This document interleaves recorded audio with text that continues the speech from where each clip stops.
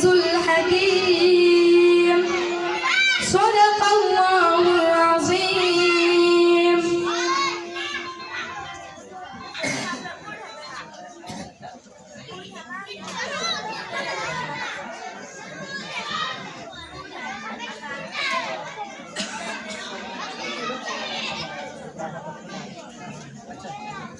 আলহামদুলিল্লাহ।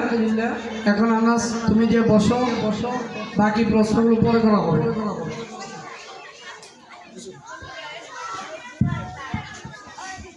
মাশাআল্লাহ, জাযাকাল্লাহ। অসংখ্য ধন্যবাদ মোহাম্মদ আনাসকে। আনাসের পবিত্র কোরআনুল কারীম তেলাওয়াত অসাধারণ এবং অস্বাভাবিক।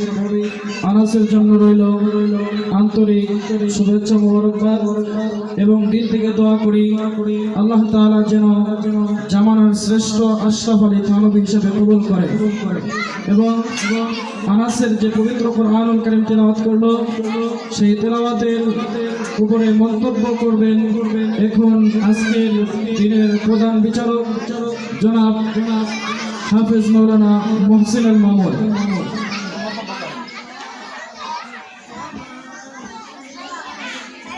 আলহামদুলিল্লাহ, আমাদের আনাসের তেলাওয়াত আলহামদুলিল্লাহ সুর মানে ওর কণ্ঠস্বরটা অনেক ভালো ছিল, কিন্তু মাখরাজ আর সিফাতে